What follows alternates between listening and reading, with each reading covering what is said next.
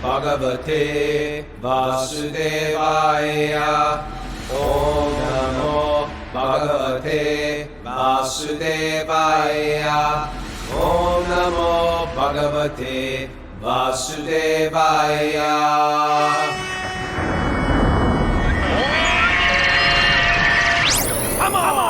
Live from Super Soul Farm, this is Wisdom of the Sages, a daily yoga podcast with your host Raghunath and co-host and senior educator at the Bhakti Center in New York City, Kaustubha.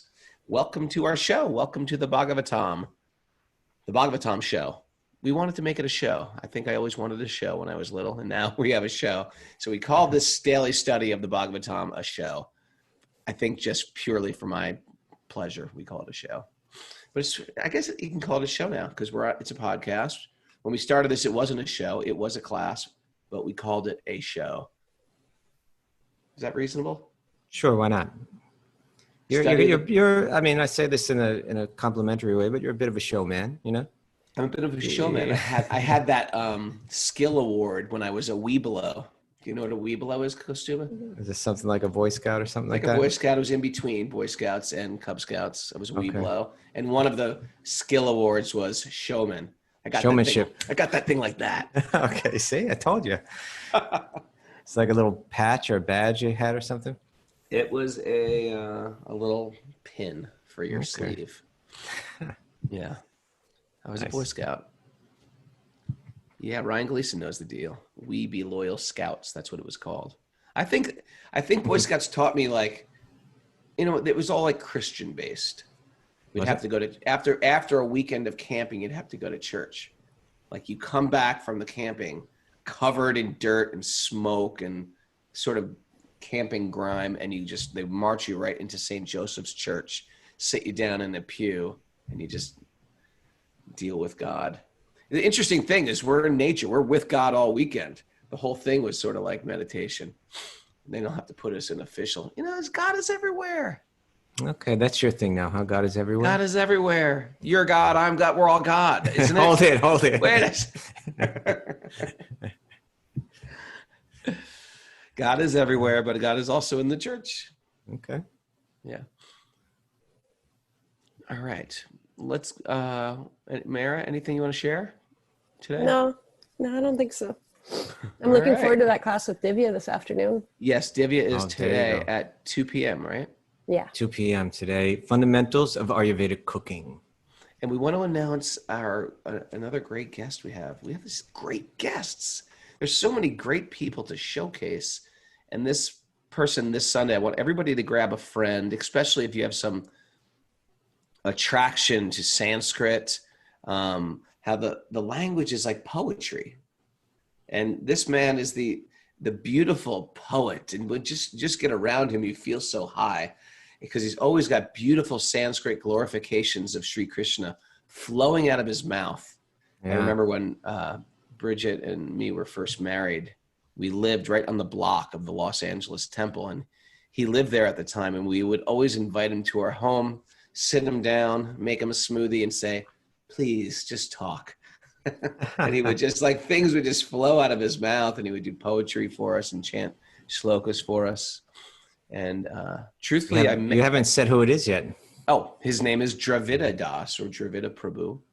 And he is an editor. He is a Sanskrit scholar, and he's just like a wonderful person. You want to be around. You get around people like this, it makes you want to raise your bar of how to live. That's how I find. You know, he not only has so many beautiful Sanskrit poetic verses memorized, and he chants them very beautifully. He's got a bit of a jazz influence, you know. He's got a jazz influence. I never picked up on that. Yeah. Well, he's told me that before. But what he also does is he takes that Sanskrit poetry and then he translates it into English poetry.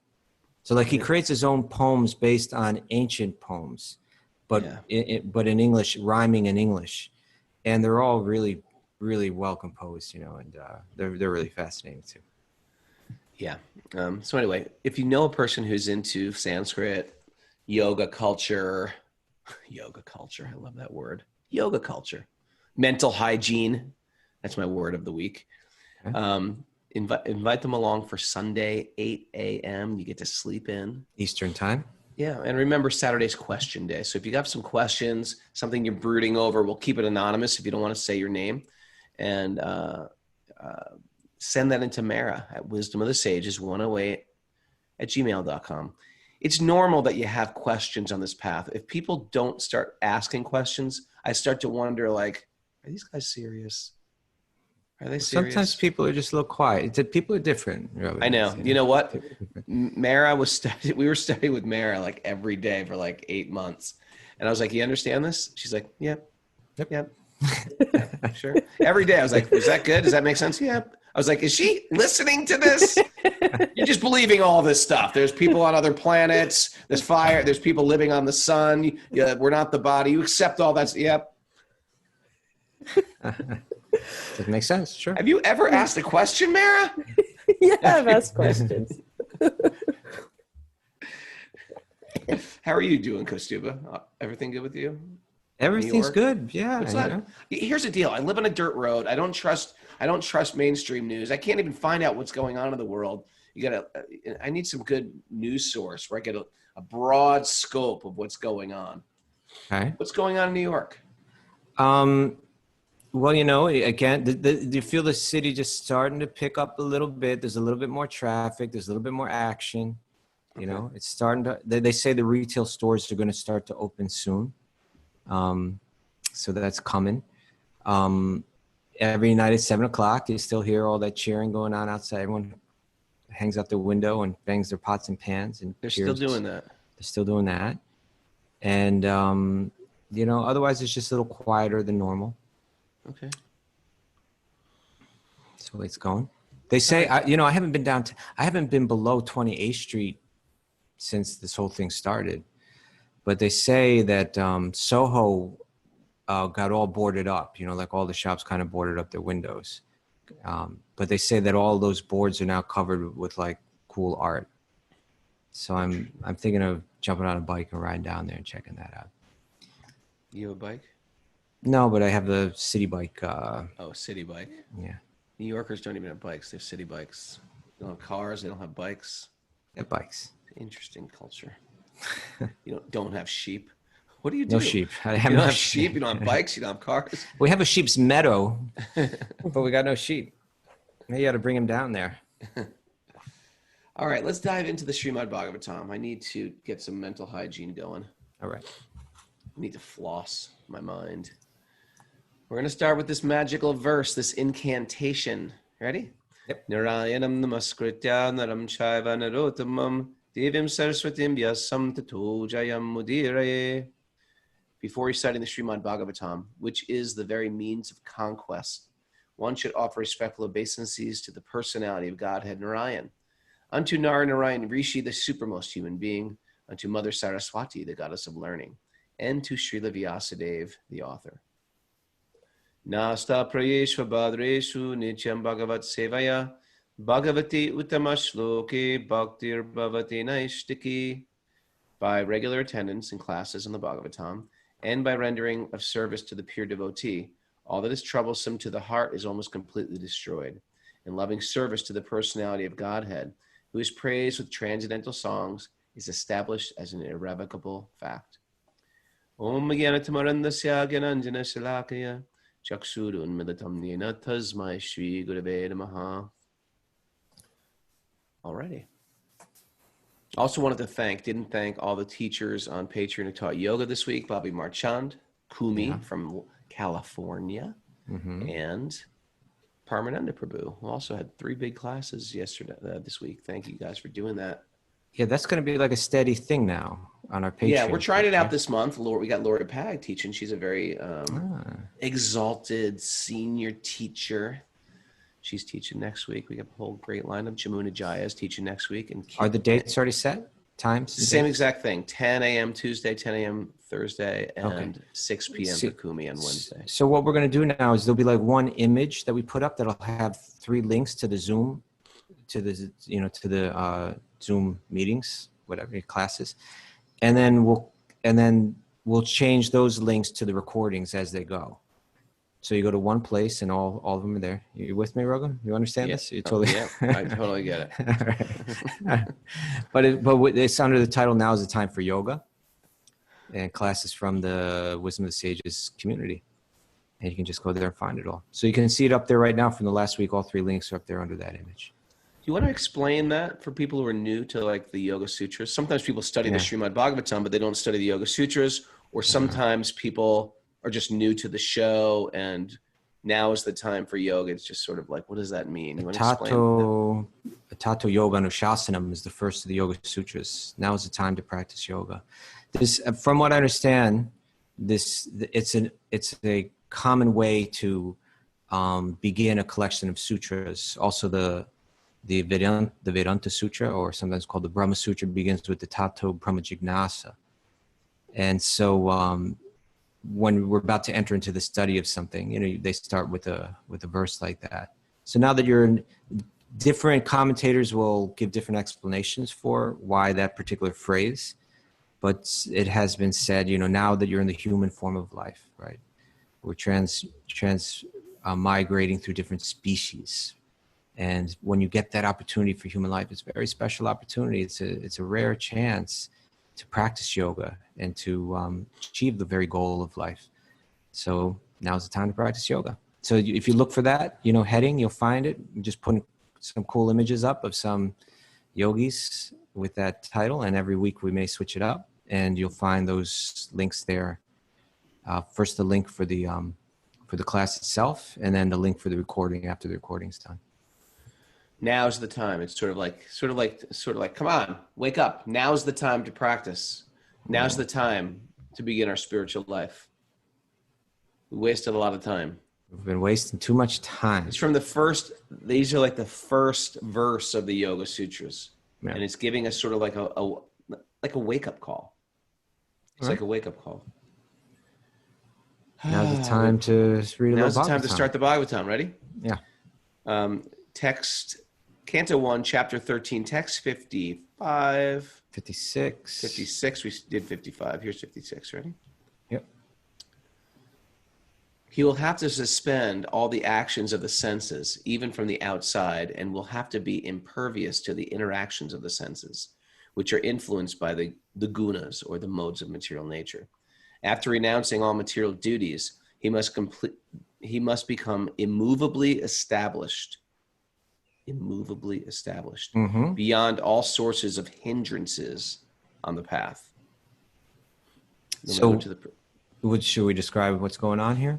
Yeah, please say. So again, this is Dhritarastra, the blind king. He lived a life where he didn't always step up and do what he should have done. Mm-mm. And then in those final years of his life, he was kind of wasting away in the palace. But his brother came to him and said, hey, come on, now's the time, right? Tato Yoga Anushasanam. Now's the time to practice some yoga. You're getting old and your teeth are falling out and this and that. Let's get focused here. So Dhritarashtra, followed by his wife, went out into the forest, up to the Himalayas actually, and began to practice a form of Ashtanga yoga, a very intense form of yoga. And it's being described to Yudhishthir by the great sage Narda. Although Narda's not there, he has the vision of what's going on. And he's saying, this is what your uncle's doing right now. He's doing this intense form of yoga in his final days. He's suspending, it says he will have to suspend all the actions of the senses. He's withdrawing the senses. Like, how did he become such an advanced yogi? He seemed like he didn't live that type of a lifestyle. And all of a sudden he's about to die. And now he's pulling out all these, like, control your breath, detachment from material existence. You know what I mean? Well, I mean, let's think about it. There's no question that he was messing up a lot in his life, but at the same time, there's a background there, right? He's the son of Vyasadeva himself, right? Yeah. He's no ordinary person. He spent his life around these incredible sages like Bhishma and Drona and, every other, day, Narda Muni's walking in the door to share some instruction, so on. So yeah, he could have had his own private yoga teacher. We don't know. Sanjaya, who's like a mystic yogi and also disciple of Vyasa, is his counselor all these years. So he made some very bad decisions, but at the same time, he was no ordinary person. And so he got some blessing. And, I mean, really, and I think what Srila Prabhupada likes to highlight in some of the commentaries of these verses is he received the blessings of his brother Vidura. Right? There you go. And he accepted it. And in a moment, our life can change if we really, right from the core of the heart, really sincerely accept the instructions of a great soul. Our life can change in an instant. Isn't it weird? Like that's sort of like the magic, it's sort of like a magic formula. Like you've done everything wrong or right or whatever. Yeah. But you meet a great sage, you meet someone who just like cracks you open, and you accept their teachings, which are not theirs, right? Into your heart. Yeah. I like how it mentions here that he had to become immovably established. I'm wondering what the Sanskrit is here. Stanu, immovable. I think that's, actually tangibly not moving. I think that's there, but I think you could read more into it too. The mind. Like nothing's going to move me, right? Like granted, I'm sure he was sitting still, right? But there's also that intention, right? What's the Sanskrit word for intention? I can't think of it either. Because it didn't come to mind. I just bounced it. Sankalpa. Thank you. Yeah. Sankalpa. Thank you. He's got that sankalpa. That's how you practice. You do a practice. Is in the beginning you set the sankalpa. This is my intention, and by doing that in the mind, then it gives one the determination to carry it out. It certainly helps, and so. I think that's also, you could also read that into this verse, that he's immovable, meaning like, what, I'm determined to reach my goal. I'm not going to let anything, I'm not going to, the things that a lot of people might be tempted to do in their final days. Let me reminisce about the past, let me try to go there in my mind. Let me go through photo albums. Let me go through photo albums or even photo albums in my mind. Let me hold on to this or that emotion, no, I'm not going to be, I'm fixed on what I'm trying to do here, and I'm not going to let anything move me from it. So he has to become immovable. He says he must become immovably established beyond all sources of hindrance on the path. And so this is yoga right here, right? And that's one thing I just like to bring up sometimes is, sometimes ideas of what yoga is, it gets blended in with, I don't know if you want to call it new age ideas or so on, but, it's all about the journey. It's, yoga is focused on a goal. It means like, very clearly establishing a goal and working towards achieving that goal without any distraction, becoming very focused on it, very one-pointed on it. And so that's what he's doing here. Dhritarastra is focusing on this goal, and he's got to become immovably established in order to achieve it, beyond all sources of hindrance on the path. Should we read the commentary? Yeah, let's keep going with this. Dhritarastra had attained, by the yogic process, the stage of negation of all sorts of material reaction. The effects of the material gunas, or the material modes of nature, draw the victim to indefatigable desires of enjoying matter. But one can escape such, isn't great, the victim, but one can escape such false enjoyment by the yogic process. Okay, so it's defining the yoga process as a process by which one frees himself of the influence of the gunas, the modes of material nature. Every sense is always busy in searching for its food. And thus the conditioned soul is assaulted from all sides and has no chance to become steady in any pursuit. So become a slave to the senses. The senses have what they want, and we're getting assaulted by it. We're just getting pulled around, right? Helplessly pulled around by our senses. Maharaj Yudhisthira was advised by Narda not to disturb his uncle by attempting to bring him back home. He was now beyond the attraction of anything material. So even if you went out there in the forest and somehow found him, and you said, hey, come on, you should be in a comfortable home, he's beyond that. He's over it. He's over it.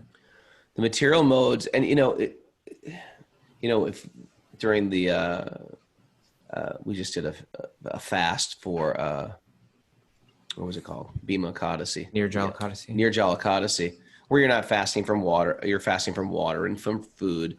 And it's sort of like you go through these processes, and anybody that's been through a recovery program knows this, but you go through a process of letting go of the thing you're very attached to. People who do diets, they know this as well. You let go of something you're attached to, and you go through this withdrawal. Mm-hmm. Now, Dhritarashtra's entire life was like suffering with, I'm not going to let go. I'm not going to let go. It's not the first time Vidura gave him advice. Vidura has been giving him advice forever since they were born. Right. And he just would not listen. And finally, he's just sort of letting go. So you go through this withdrawal period where it's actually even more painful. And generally, the things that we suffer with, we're holding on to. We're just holding on to them. And we just refuse to let go, even though they're causing us pain. And so part of the recovery process, breaking addictions, doing a fast, preparing for death, etc., we are letting go of these things that we've been gripping our entire life. And then finally, you create a separation and you become free from these things. So anybody who's been through these recovery process or etc., fasting, if you've ever fasted for long periods of time, you go through like 3 days where you're still attached. You're still opening the refrigerator, even though you can't eat anything. And you're letting go to this idea in the mind, like, I need to find my pleasure out there. And then the yogic process is, no. There's already a pleasure. It's right here. And different yoga systems have their way to connect with what's in there. Where material life, dominated by these three gunas, are drawing us out to find our pleasure. And the yoga system is bringing us in to find our pleasure. It's quite interesting. And you know what you need? You need practically nothing. There's nothing you can purchase, You see these things like on social media or some of these different like tests that you can do, and then they tell you a certain percentage, right? Like, how much you like this or like that, and then you surveys, the survey, and then survey it kind of goes. Monkey? Well, I don't mean like Survey Monkey, like where you're doing an actual survey, but these things that kind of judge how much you are this or that, Are you a narcissist? And then you answer these questions and it gives you a percentage or something like that. Things like that. I took the narcissist test. I passed. I got pass meaning you are one? Or I'm one. But imagine if you could, like sometimes I used to think like when I'm chanting japa, right? When I'm meditating, chanting japa, like you sit down for 2 hours, I'm going to meditate on this mantra. If you could have like a rating that showed like how much of the percentage of the time your mind was focused on it and how much of the percentage of time your mind wasn't, and what it would look like, that would be interesting to see, right? And then I'd be interested to see yours. Me too. But imagine if you could see like how much you're holding on to material things as a source of happiness and how much you're letting go. Oh, that's interesting. Right. That's interesting. I'd like to see that meter. Wouldn't that be fascinating? Like, maybe imagine if everybody just had it was just like hovering over their head. Oh, there's Mara. Look what she's attached to. And actually, you can click on it, and then it gives details. She's attached to fine cookware. Well, that's interesting too. Like, imagine, or if people could just see what's going on in your mind, like if they could actually see it, if it was floating above your head. There are people that can, Kaustubha. There are people that can, I believe that. They can just glance right in your mind. But even if we don't bump into those people, the yogi is also thinking that, but Krishna's in my heart. He knows everything that's going on too, right? Like, if we could walk around with our mind showing 24 hours a day, it would begin to affect how we control our mind in a serious way, would it not? Yeah, that's a great point. Because you're exposed. You're exposed. So you would really begin to start to think, I got to start to control this thing because this is embarrassing. This is embarrassing. But for the yogi, they know Krishna's in my heart at every moment. Paramatma is right there in my heart at every moment. This is embarrassing. There's probably some great souls just walking around that we just don't even appreciate, too. You know what I mean? Of course. Like, wow, there's a great soul right there. Just walked right by me. Yeah. There's a murderer. He's planning on murdering somebody. Yeah. Any case, just the reason I bring up the point is the idea that the yogi never feels alone, and all of that kind of all of that sense of needing to being the best one can be when you're in the presence of certain people. The yogis feeling that at every moment because they're feeling the presence of God in the heart, at least theoretically in the beginning, and then eventually not just theoretically but like practically. All right. Okay. Continue. The material modes of nature, the gunas. Yes, have their different modes of activities, but above the material modes of nature is a spiritual mode, which is absolute. Nirguna means without reaction. The spiritual mode and its effect are identical. Therefore, the spiritual quality is distinguished from its material counterpart by the word nirguna. So the opposite of the modes, nirguna, without the influence of the gunas. Yeah, nirguna, no gunas, no material energies. Yeah. After complete suspension of the material modes of nature, one is admitted to the spiritual sphere. An action dictated by the spiritual mode is called devotional service or bhakti. Bhakti is therefore nirguna, attained by direct contact with the absolute. Nice. All right. O king, he will quit his body, most probably on the 5th day from today, and his body will turn to ashes. Very interesting. Yeah. So Narda is telling this to Yudhisthira.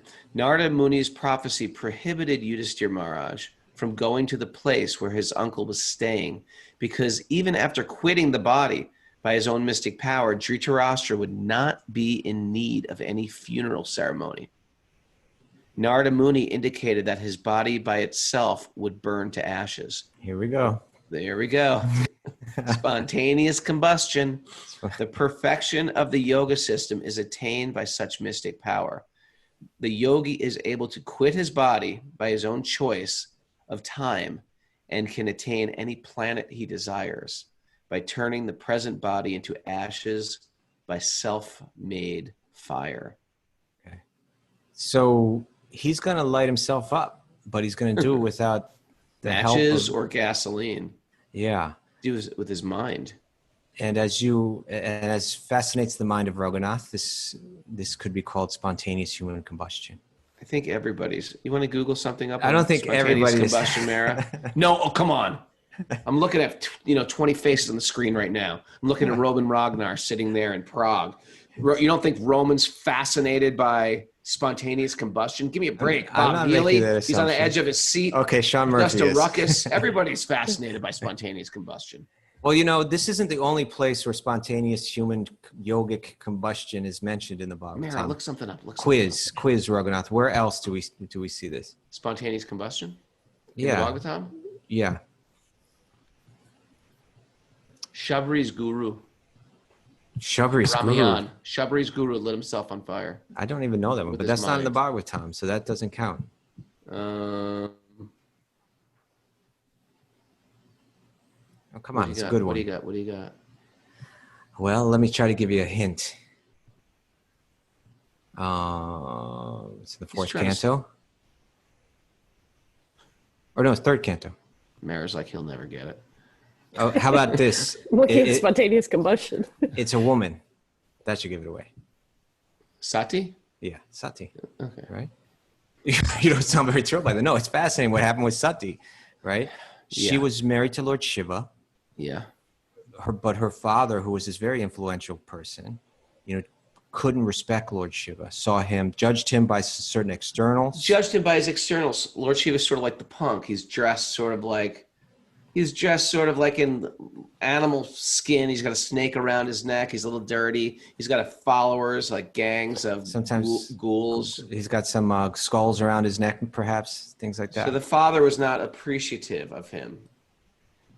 Yeah, and so and spoke publicly so insultingly. Is that a word? Deprecating Deprecating Shiva. Lord Shiva, and she was so hurt by this, by these words of her father against her husband, who she loved so much, that she just became disgusted by him and his materialistic viewpoint, his inability to recognize Lord Shiva's saintliness and his glories, and she just didn't want to have anything to do with him anymore. And so she sat down, and every teenager goes through this, where they just get mad at their parents. Okay. But this was justified. They just want to be This was justified, right? And there's a word used to describe it, Aniela Agni Dharanam. It said that she meditated on the fiery elements within her own body and was able to ignite them. Do not try this at home. It's interesting though, right? I mean, it sounds, people can write it off as mythology and all that, but I mean, just to give us a clue, I was just thinking, right? Like the mind affects the body. The mind can move and change the chemical reactions that are happening in the body. Is it true? Right? I mean, yeah. For instance, you have sexual thoughts, it affects your body, manifests in certain ways, right? And so similarly, why couldn't the mind also, trigger the body in so many different ways? And apparently these yogis were, they knew how to kind of ignite that fiery element within the body with the mind. They could create that friction or whatever it's needed in there to kind of light the body up. So Sati knew how to do that, and right in front of everyone, she sat down, she meditated on the fiery elements of the body, and she lit up. And that's what Dhritarastra is going to do here now too. Mara, any real life instances coming up in your search? There's a lot of stories on Google. There's a lot. Yeah. You got a good one for us? Dobbs Ferry, New York. That happened in Dobbs Ferry. A singular case of this character known Dobbs Ferry. Okay. This is in Scientific American, guys. I'm not making this up. This isn't like Eddie Bravo conspiracy theories. This is real stuff. You got something for me, Mara? I thought you were going to share that one about Dobbs Ferry. No, anyway, I'm just knowing. I can't figure it out. You find that one, Mara, please. Find something good, and we'll come back to us. Meanwhile, on the chat board, people saying that they thought Sati threw herself in the fire. No, I have the verse right here. This is 4th canto, 4th chapter, text She's 26. the original fire. That act is named after her, but she didn't. It says, thus, in order to give up her body, which had been so respectfully and affectionately seated on the lap of Lord Shiva, who was worshipped by great sages and saints, Sati, due to anger towards her father, began to meditate on the fiery air within the body. Okay. Got it. All right, so that's Dhritarastra's future. Oh, it gets better. Sati concentrated all her meditation on the holy lotus feet of her husband, Lord Shiva, who is the supreme spiritual master of all the world. Thus she became completely cleansed of all taints of sin and quit her body in a blazing fire by meditation on the fiery elements. There you go. Samadhi ja agnina. She went into samadhi on fire. Yeah. It's fascinating.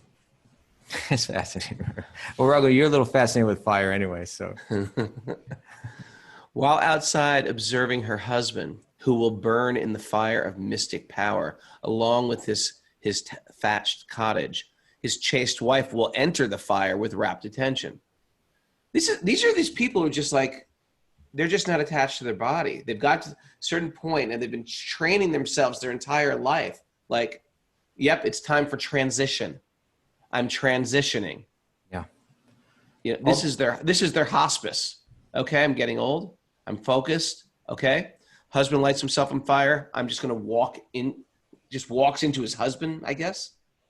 Yeah, I think, in a sense, she embraced his body and went up with him. By the way, fire has to be pretty big to burn a body. Well, but of course this was coming from within. Yeah. Right. But I mean, there's a lot of heat in the body. You know, it's 98.6 degrees. No, that's a lot of heat. Yeah. Is it? No, it's not. It is. How much is it? What is a fire? What's the temperature of a fire? Like a campfire? Well, but I'm just saying. But that's just in its normal 98's state. Nothing. That's just in its normal state. That's like, but its potential for heat is like huge. American, you Google search just like a piece fire. of wood, you know, a tree, you know, it has some warmth, but then. Well, I know it's got warmth, but there's so much fire within it that can be ignited. I'm just saying, to burn a body, you need a massive amount of fire. And I'm telling you that it's within the body. Looks like it's around 750 degrees Fahrenheit. That's hot. 400 degrees Celsius. That's hot. That's like the cooler part. Okay. Are you ready with the instance of spontaneous? Okay. Okay. Whenever you've got something like that, just butt right in and tell us about how people lit themselves up. Anytime. Any show that we're doing, if you got something on spontaneous human combustion, we want to hear it. How about if I have something on extraterrestrials? Yeah, well, that works too. All right. So this is a death of Michael Faherty in the early morning hours of December 22nd, 2010. That's recently. These things are happening on a regular basis. His neighbor was awakened by the sound of his smoke alarm. So the neighbor went up. Dobbs Ferry? No, this is in Galway. Where's Galway? Where's that? Is Ireland or something? England? Yeah, Ireland, I think. Okay. Let's see. So the neighbor went outside to find heavy smoke coming from his house. Getting no answer from the house, they roused local residents, called the fire brigade. His home was searched by forensic experts from the fire service. His body had been found lying on his back with his head closest to an open fireplace. The fire had been entirely confined to the sitting room, and the only damage found was to the totally burnt body, the ceiling above, and the floor beneath him. That's what they say. Nothing else burns except the body. No trace of any accelerants was found, and there was nothing to suggest foul play had taken place.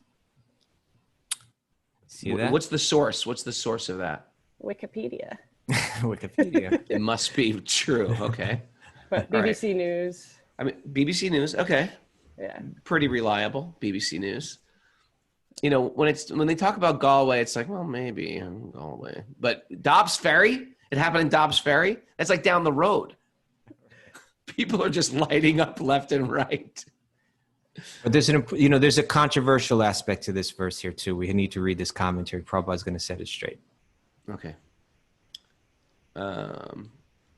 Gandhari was an ideal chaste lady, a life companion of her husband, and therefore when she saw her husband burning in the fire of mystic yoga along with his cottage of leaves, she despaired. Well, now hold it. The cottage went up, Raghunath. There goes the whole theory. Well, he might have burned the cottage. But we were just hearing that. But the idea was the cottage didn't burn him. The fire. There's no clue from without has the fire started. Yeah, that I accept. But you were just saying about how you can't change the elements of fire. If you put fire next to some other tinder, it's going to take the other things up with it. You just said it doesn't. You just said only the body burns.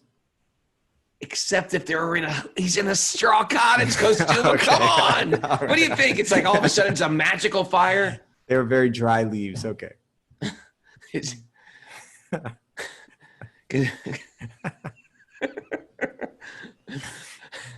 course it's going to burn the cottage made of leaves. All right. She left home after losing her 100 sons, and in the forest saw that her most beloved husband was also burning. Now she actually felt alone, and therefore she entered the fire of her husband and followed her husband to death. This entering of the chaste lady into the fire of her dead husband is called the Sati rite. And the action is considered to be the most perfect for a woman. What? No, hold on. In a later age, this Sati rite became an obnoxious criminal affair. That's now. Because of the ceremony was forced upon even an unwilling woman. In this fallen age, it is not possible for any lady to follow the Sati rite as chastely as it was done by Gandhari and others in past ages. Oh, I'm glad Prabhupada said that because I was about to ask my wife if she would have jumped in the fire if I died. I wonder if she would. But it's an Can't important. live without him. What am I going to do? It's important that I think even this statement, we can take this as when he says in this fallen age, that means he's referring to Kali Yuga, right? In this fallen age, it is not possible for any lady to follow this particular rite. And so we need to understand that some of these things that we read about in the Bhagavatam are not meant to be practiced by us nowadays. Sure. And how many women are out there are like, goodbye, I'll miss you. I love you so much. Okay. Continue. A chaste wife like Gandhari. Oh, keep reading. I went to the next verse. A chaste wife like Gandhari would feel the separation of her husband to be more burning than actual fire. Such a lady can observe the Sati rite voluntarily, and there's no criminal force by anyone. When the rite became a formality only and force was applied upon a lady to follow the principle, actually it became criminal. And therefore the ceremony was to be stopped by state law. This prophecy of Narda Muni to Maharaj Yudhishthira forbade him to go get his widowed aunt. So Narda's saying, don't get your uncle, don't get your aunt. They're all about to go. Okay. It's pretty cool either way. And it's very romantic, I think. I don't want you find some romance in that. There is. It's the most romantic. I can't live without you. Yeah. And just like these people have this, they're just like, yeah, we do our duty and now it's time to leave and get over it. Stop living in the mind. Oh, what about this? What about that? What about this? Dhritarashtra's like, okay, I got it. It's time. Light myself on fire. I've been waiting for this day. I knew it was going to come. Now's the time. My brother said it. And Gandhari, okay, it's over. He's gone. The kingdom's gone. Our leaf cottage is gone. The cottage. It's like their summer house. Okay, next verse. We only have 2 more verses left. We're wrapping up the chapter today. We're going to wrap up the chapter and wrap it up. Vidura being affected with delight and grief. Delight and grief. That's sort of life, isn't it? Life a little is bittersweet. Delight. It's like chutney. It's a little delightful and it's a little riddled with grief. Will then leave that place of sacred pilgrimage. Like he's happy for his brother and he's a little sad too. A little sad. Vidura was astonished to see the marvelous departure of his brother Dhritarashtra as a liberated yogi. For in his past life, he was much attached to materialism.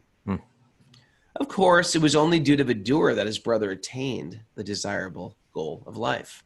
Vidura was therefore glad to learn about it, but he was not sorry that he could not make his brother turn into a pure devotee. But he was sorry. This was not... Right? Oh, I'm sorry, but he was sorry that he could not make his brother turn into a pure devotee. So he became some kind of advanced yogi, but he had not become a pure devotee. And this is the beauty about Vedic culture. You can receive this type of perfection, so to speak, but perfection is nuanced. It's not just like I'm a materialist and now I'm spiritual.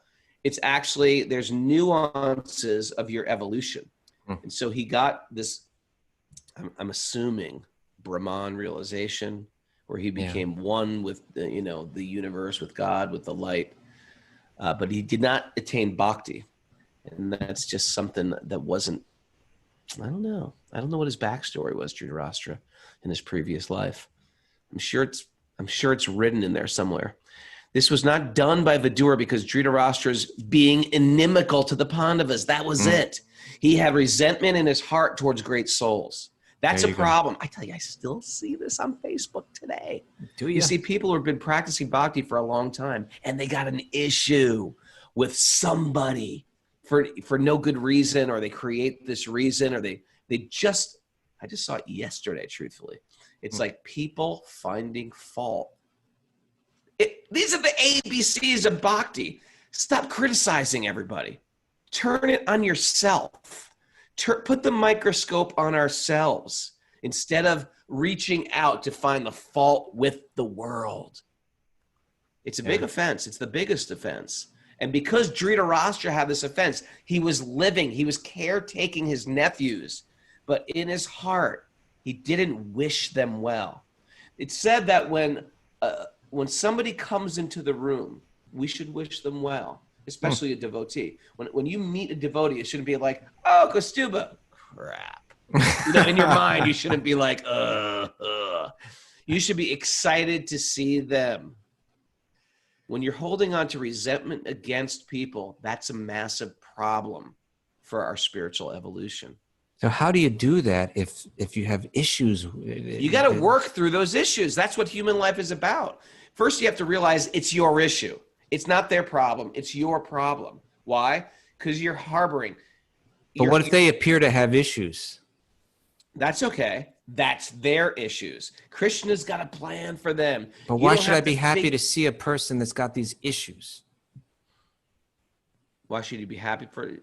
Yeah, like they come in, oh man, that guy's got all these issues. Well, at worst, we should be neutral.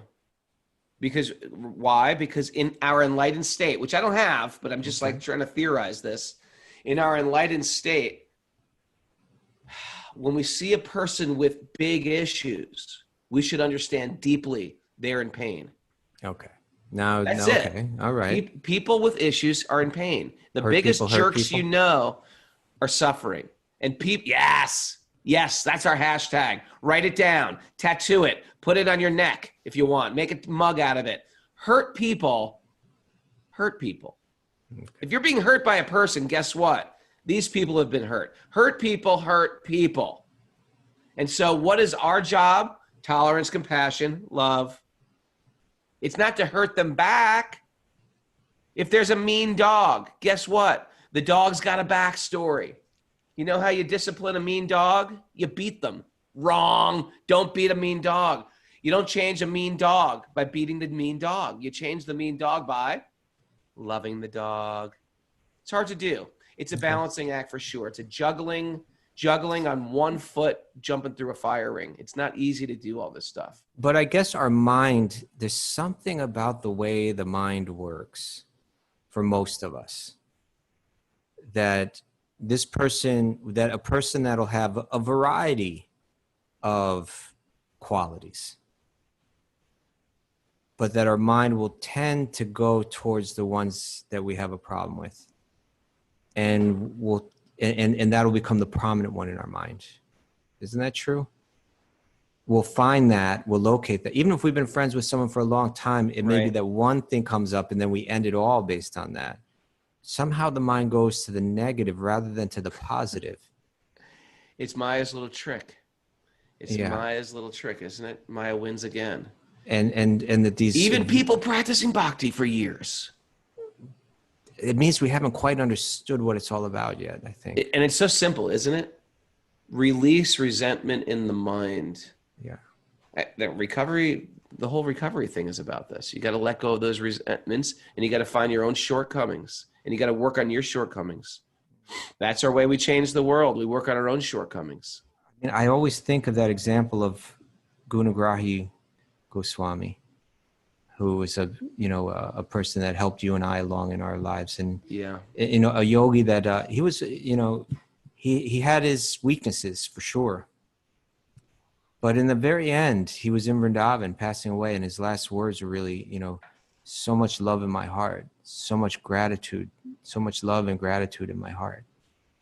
That's where bhakti's meant to, because until the heart's like that, it can't really connect fully with God.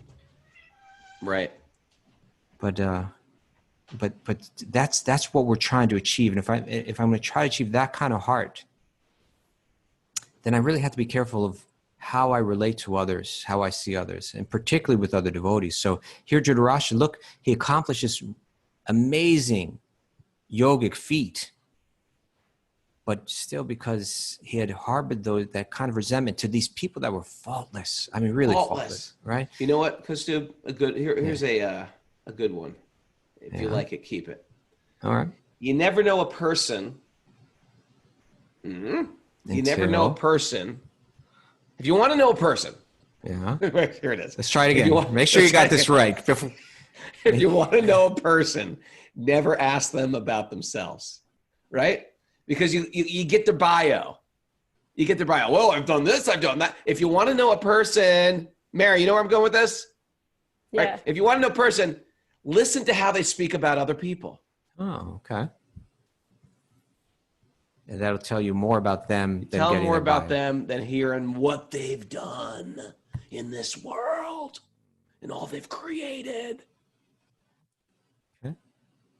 I'll try that out. I'll keep that. Keep that one if you like it. Okay. Next verse. No, still purport. Oh, can you read it? I just went to the next one. This was not done. It says, but he was sorry that he could not make his brother into pure devotee. This was not done by Vidura because Dhritarashtra's being inimical to the Pandavas, who are all devotees of the Lord. An offense at the feet of a Vaishnava is more dangerous than an offense at the lotus feet of the Lord. Vidura was certainly very liberal to bestow mercy upon his brother Dhritarashtra. He could have just turned his back on him, whose past life was very materialistic. But ultimately, the result of such mercy certainly depended on the will of the Supreme Lord in the present life. Therefore, Dhritarashtra attained liberation only, and after many such liberated states of life, one can attain to the stage of devotional service. I believe he's alluding to Bahunam Janmana Ante, Gyanavan Mam Prapadyante, that after many births and deaths, that the Jnani may attain to devotional service. Vidura was certainly very mortified by the death of his brother and sister-in-law. And the only remedy to mitigate such lamentation, what would it be, Raghunath?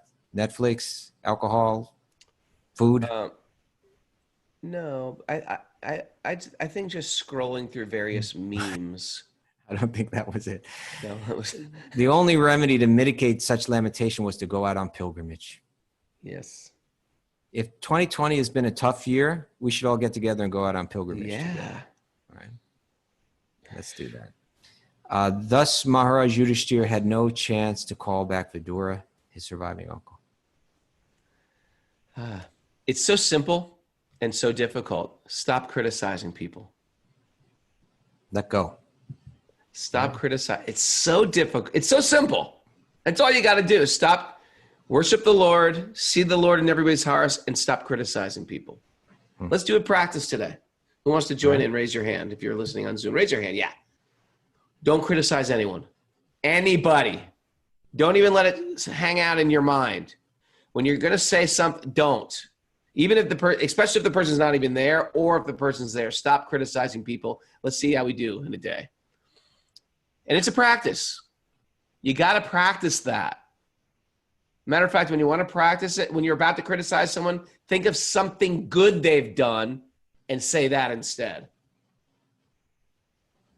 Okay. It's a great practice. People practice in all different things. I'm practicing handstands. I'm practicing. What else did people practice? I don't know. Violin, handstanding and violin at the same time. That couldn't happen. Cooking. She's practicing cooking. Mara's making vegan cheese all the time. That's what she does all day long. Vegan cheese, vegan cheese. Practice not criticizing someone, Mara. Mara never criticizes anyone. She doesn't. She doesn't. But you criticize Mara a lot, Raghunath. I gotta stop. I already broke it already. You broke it already. All right. Having spoken thus, the great sage Narda, along with his Veena, ascended into outer space. Yudhishthira kept his instruction in his heart and was so able to get rid of all his lamentations. Oh. Purport. That's so much right there too. That because you keep the instructions of the great souls in your heart, you're able to rid yourself of all lamentations. Yeah, that's powerful. It is. Okay, the purport. Sri Narda Ji is an eternal spaceman. Imagine if it's your first day on the show and you're listening. What? What? Sri Narda Ji is an eternal spaceman, having been endowed with a spiritual body by the grace of the Lord. That wasn't a criticism, by the way. It was just, it's a peculiar thing to write. He's an eternal spaceman, having been endowed with a spiritual body by the grace of the Lord. He can travel in the outer spaces of both material and spiritual worlds. without restriction, and it can approach any planet in unlimited space within no time. Within no time. That means he's not like speeding along. He's just like it's like Star Trek. Be there. He could just show up there, like Star Trek. Exactly. It's all real. It's all real. We have already discussed his previous life as the son of a maidservant, right? Narda was a little boy, and his mother was sort of a maid, and she took care of these great souls and served them dinner. And when they left, they left the remnants of their food, and he was just like a little boy eating, and he was eating the remnants of great souls. Another very powerful mystical thing to do. Just seems like eating, but from the eating of the remnants of that food, and the instructions, and his mother died, and hearing the instructions, it really makes a difference. It really makes a difference. My kids will sometimes correct me in a nice way, because they'll listen to class. And they'll be like, yeah, well, what about this? Or they'll do, Dad, what about this? And I was like, wow, they picked that up from just hearing. What we play, by the way, parents, what we play, if we're playing lectures in the house, you might feel like, oh, that's good for me. It's good for anybody who hears it. It's good for anybody who hears it. It affects the whole house. If you're playing kirtan in the house on YouTube or on a Spotify or on an 8-track player, whatever you play music on, it affects the whole household. I had a godbrother and godsister. Yeah. And they had this thing where they kept Srila Prabhupada chanting japa playing in the sound of the house 24 hours a day.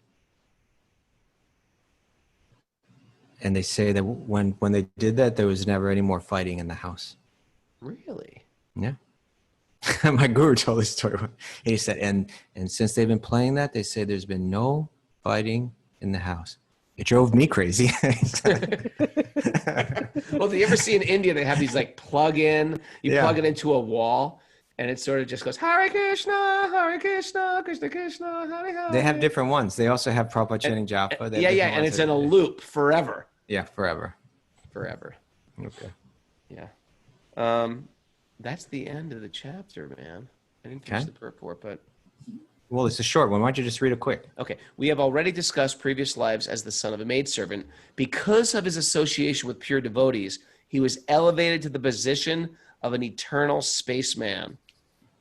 That reads very peculiar, but I get it. He's an eternal spaceman. And thus had freedom of movement, right? We think we are free, because I can do so many acrobatic things. I can't move out of this planet. One should therefore try to follow in the footsteps of Narda Muni and not make a futile effort to reach other planets by mechanical means. Maharaj Yudhishthira was a pious king, and therefore he could see Narda Muni occasionally. Anyone who desires to see Narda Muni must first be pious and follow in the footsteps of Narda Muni. Thus end the Bhaktivedanta purports of the first canto, 13th chapter of Srimad Bhagavatam, entitled Dhritarastra Quits Home. Thanks, everybody. We got the next chapter coming up on Monday. What's the next chapter called? Oh, it's a heartbreaker, the disappearance of Lord Krishna. Yeah. Ooh. Sad. Thanks, everybody, for joining us. If you like the show and you want to join us live at Zoom, for all you others out there's a bunch of other people listening to us. It appears like it's only this 100+ people we have, but there's a bunch of others out there listening to us, and they're not checking in with us. Check in with us. Tell us who you are, others. Write us at wisdomofthesages108@gmail.com. And thanks for all the Zoomers checking in here live. We're trying to this is our promotion week. Bring people into the circle, the Bhakti circle. It's good for you. It helps you deal.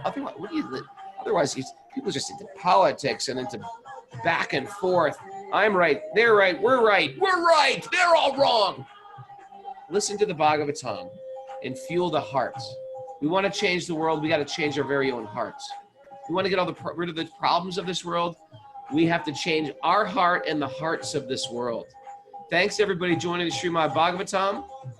Thanks for everybody, for me, because I'm a little selfish, and I need you guys in my life to raise the bar in my life. I'm very grateful.